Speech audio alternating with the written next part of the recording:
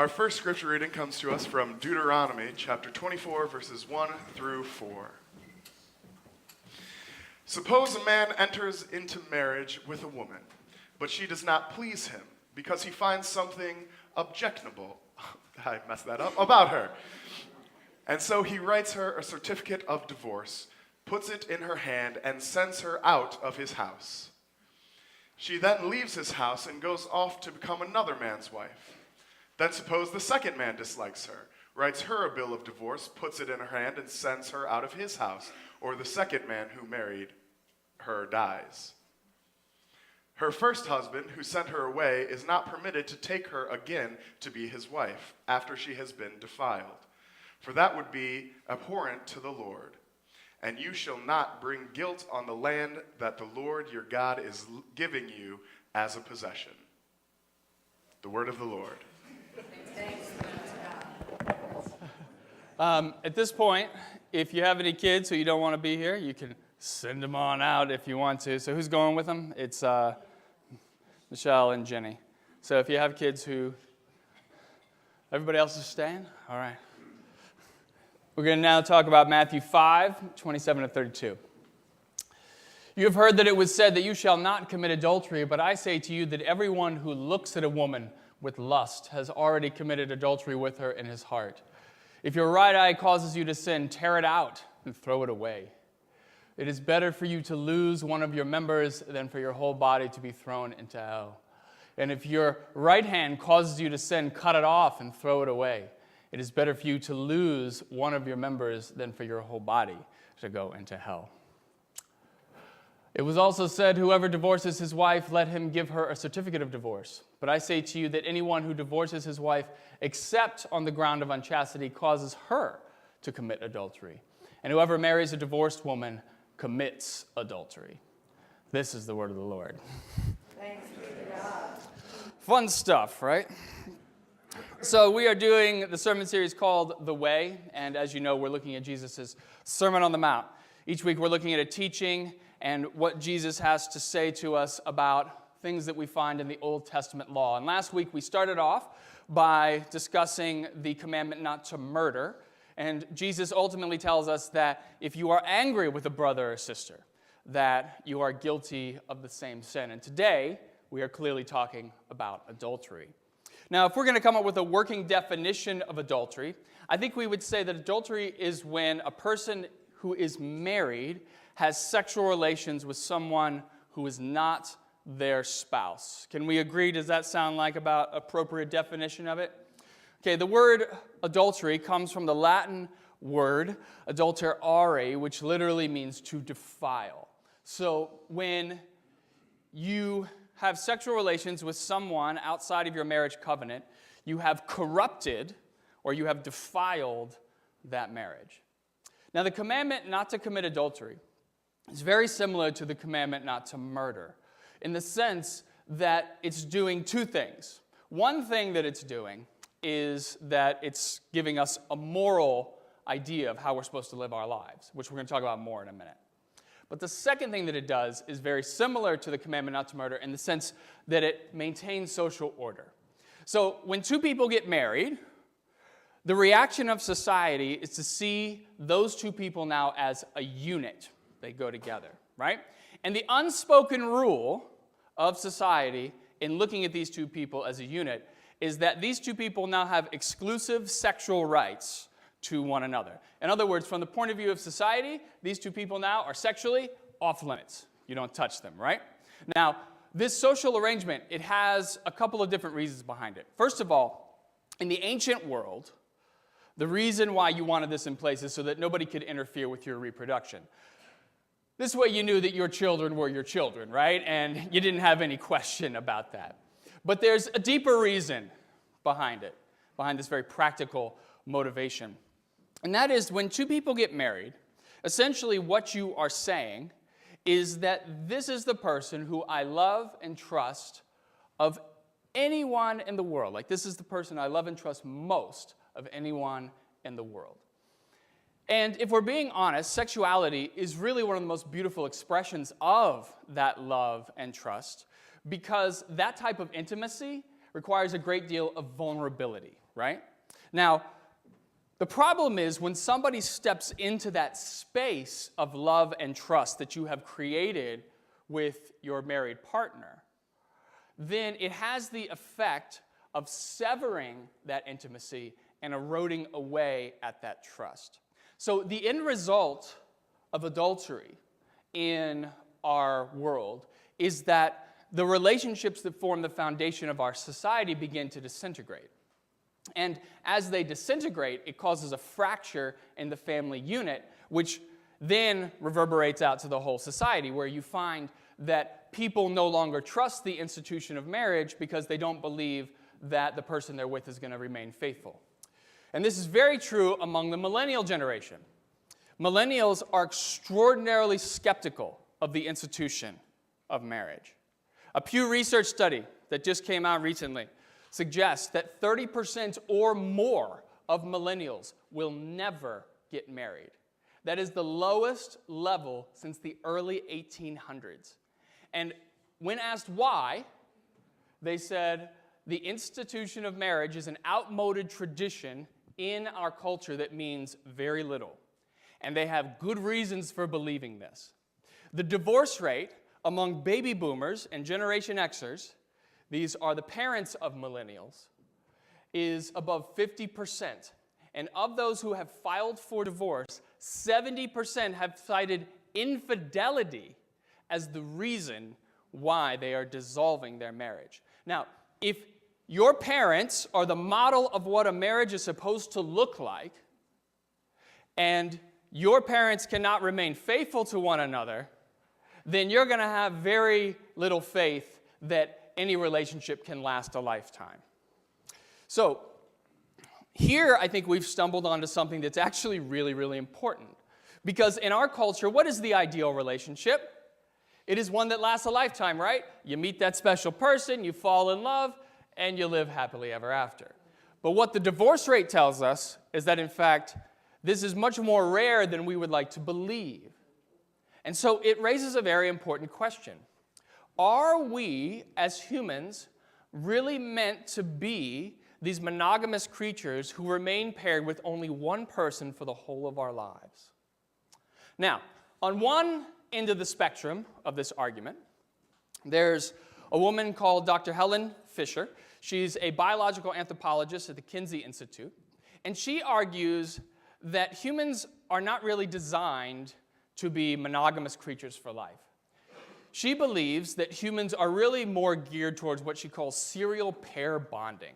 So serial pair bonding is essentially a series of long-term relationships. Now, here is her reason why she can back that up. She has some interesting statistics. So the average amount of time that a marriage lasts in our culture, our society right now, is about 12 years.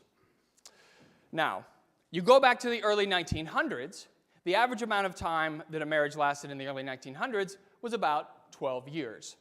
The exact same amount of time. They just ended for very different reasons. Because in the early 1900s, what happened was your marriage would end because one or the other of the spouses would die. Whereas today, because of modern medicine, it's elongated our lives, the marriage ends because of divorce. So what she's trying to say is that you have to understand that when you say marriage lasts a lifetime, you're talking about two different things in the early 1900s versus today, because a lifetime was two different things, literally, at that point in time. But she also has some other things to back up her argument, which are very interesting. She also argues that culturally, we're dealing with two different types of things today versus back then in terms of our communities. So 100 years ago, just about everybody got married. There wasn't anybody who didn't get married for the most part. But your marriage, your spouse, that was not your only significant relationship that you had. You had profound, deep relationships with your entire community. So because of this, if you got married to your spouse and you didn't really like your spouse that much, it didn't matter that much if you didn't get along very well, because you had all these other really important relationships in your community that you could rely on. Whereas today, our communities are much more fractured because people are transient. You move around all the time.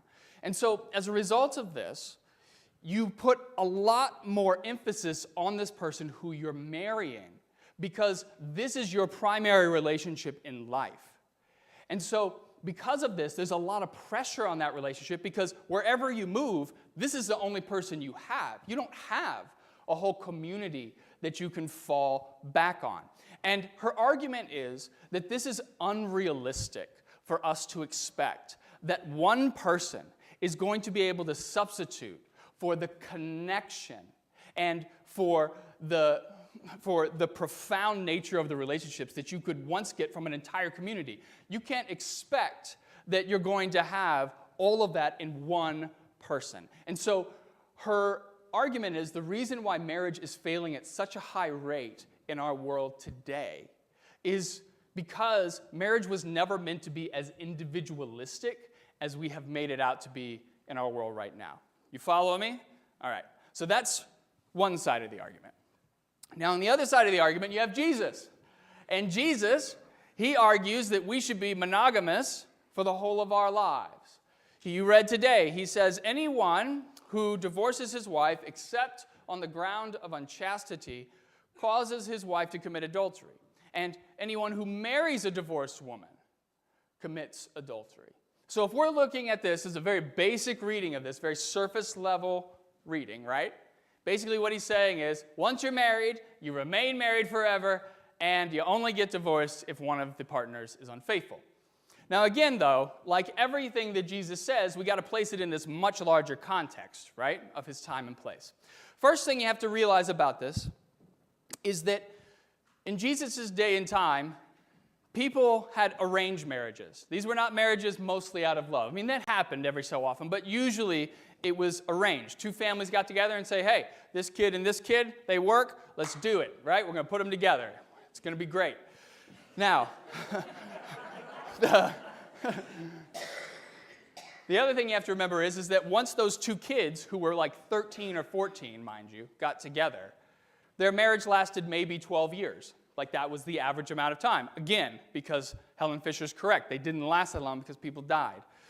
And then you also have to realize that when he's speaking to someone, he's speaking to men in this passage because men were the only ones who could actually petition for divorce. A woman did not have the legal right to initiate a divorce of her husband.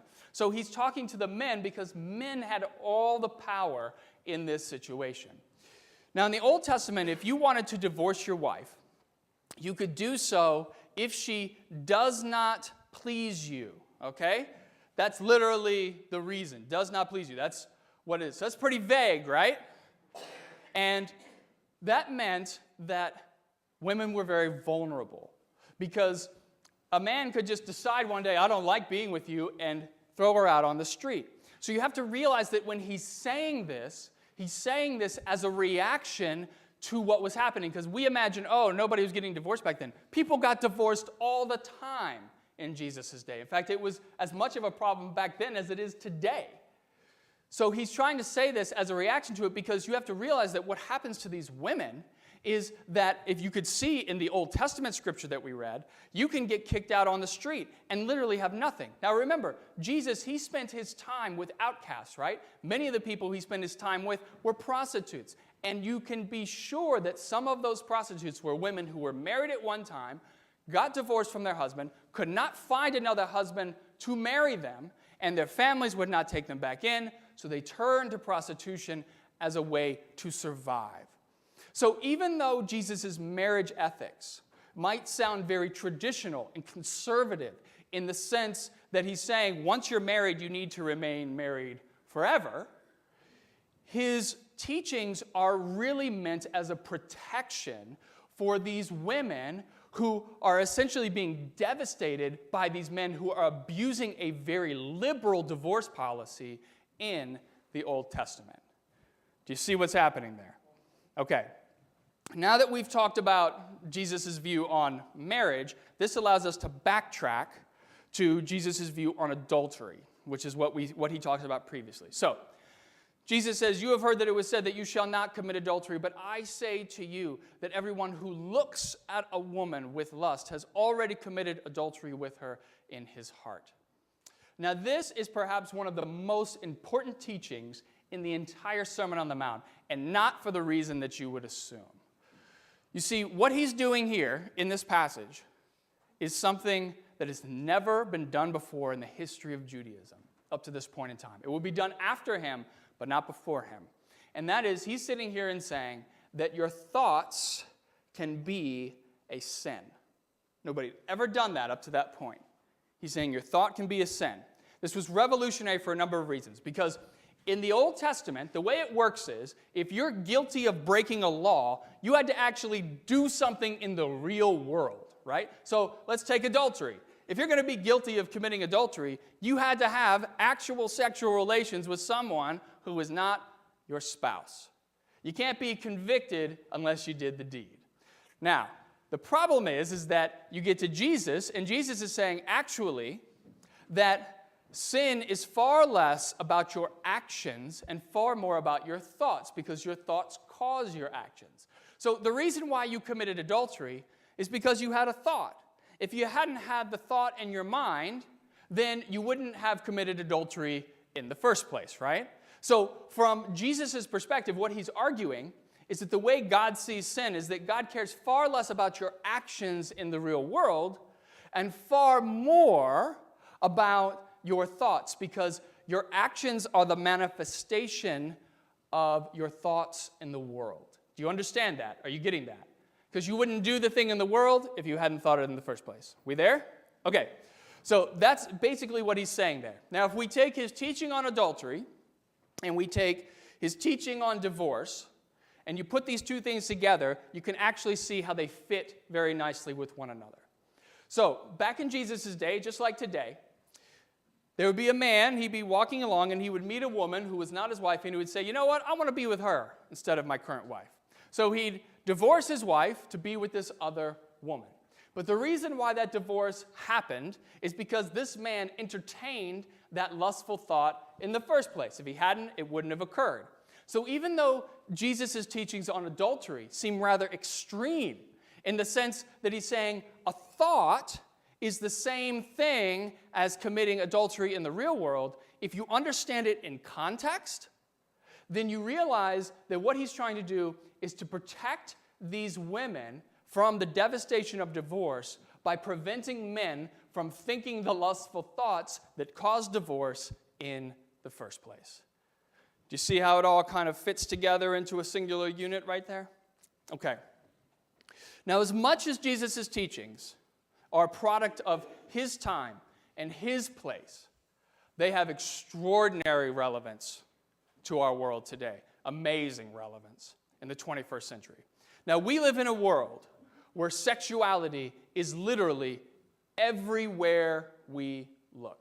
You cannot go anywhere without being exposed to sexual images and sexual innuendo. Like, just try going to the grocery store, right? Like, you go to the grocery store, you got your cart with some milk and some cereal, a little bit of fruit, right, TC? TC loves that too. A little bit of chicken, right? And you're on your way out, and there are half-naked celebrities in the checkout line on these magazines, right?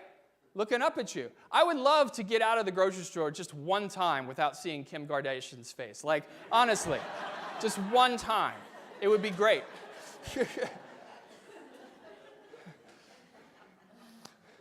But what's even more difficult than the way that the advertisers use sex to sell their products is the fact that sexually explicit material, pornography, is available with the click of a button. Now, if you're older and you're not as computer savvy as the younger generation, you may not realize this, but pornography is just prolific. It is everywhere, and it is very, very easily accessible. And this has become an epidemic, not just among men, but also among women as well. Now, I've had conversations with people who sit there and say, well, you can do whatever you want to in the privacy of your own home. It doesn't really matter. And that's fine. You can take that point of view on that. However, if you look at the American Academy of Matrimonial Lawyers, they are the ones who do most of these divorces. And what I find to be very interesting is that More than half of the divorces that were conducted during the aughts, the last decade of this century, more than half of them cited internet pornography as the reason, one of the main reasons why their relationship failed. More than half cited them when they went through divorce. Now, I find this to be very interesting because essentially what this tells us is that Jesus is teaching where if you look at a woman with lust in your heart or you look at a person with lust in your heart, that's the same as adultery, that's real to people. That's not just some, abstract theological concepts like, yeah, that's nice, Jesus. Like, that's how people think. Because if you're in a relationship with someone and one person's looking at pornography, the other person feels as though they have been cheated on. And so even though the interaction was virtual and no physical contact took place, that thought is the same, causes the same consequence of the severing of intimacy and the erosion of trust as though the adultery had happened in the real world. And where this gets even scarier is with our children. Because whether you like it or not, almost all teenagers, like the statistics are in the 90th percentile, almost all teenagers use pornography to learn about sexuality.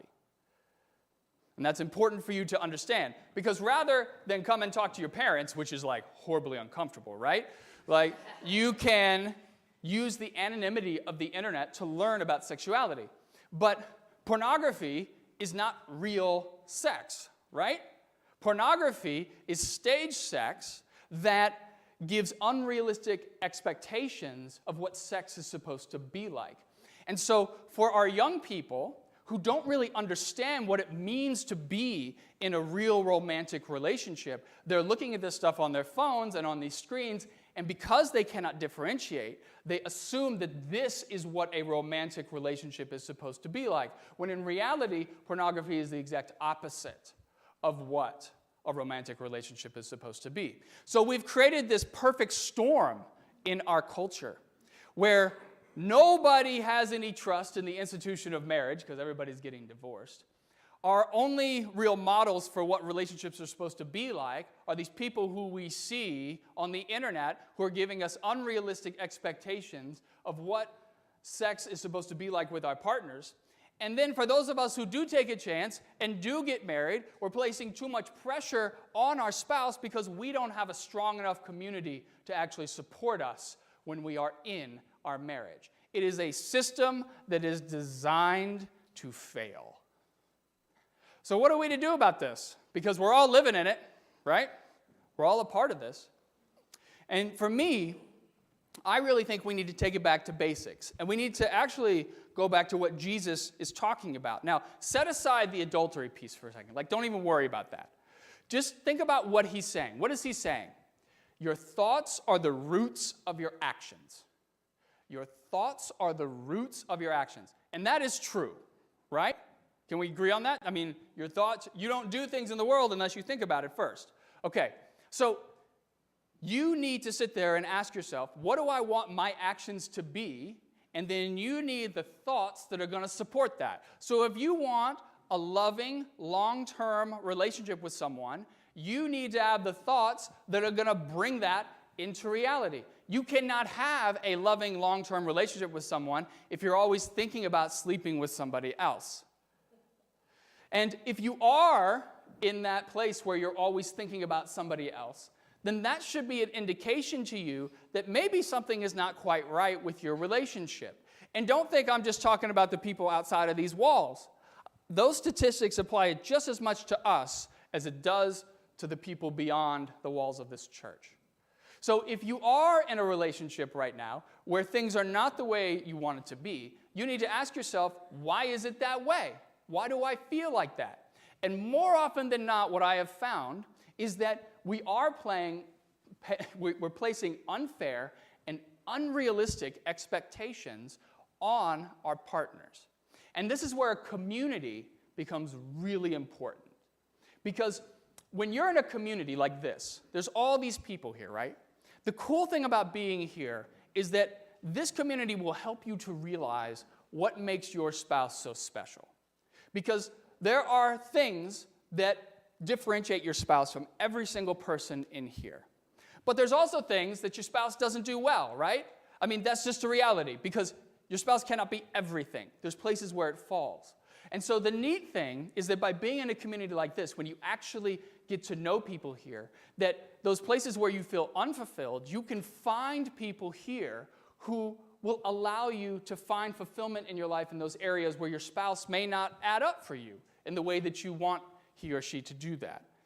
But the fact is, you need a community like that. And that community, it doesn't exist in all these different places in the world. This is one of the last places where you're going to find a community like this because out there in the world, our communities are so fractured. And so I want you to take away one thing from this sermon today. If you forget everything else I talked about, I hope you remember this one thing. And that is that our relationships are the most important things that we have in this world. And that what God wants from us, from all this stuff we've talked about, is for you to do your best to make sure that your relationships thrive. So, what that means is, if you're struggling with your partner, with your spouse, if you're struggling with members of your family, or you're struggling with your friends, that we are here to support you and to help you. You can come to me, Judy, TC, or look at anybody around this room. We are all here to support you in whatever it is that you are going through in your life. Because our goal is to ensure that what Jesus is talking about here becomes a reality, that your relationships will thrive. And I think that that is something that all of us want, all of us need, and we should never, ever think that we cannot have that. Amen.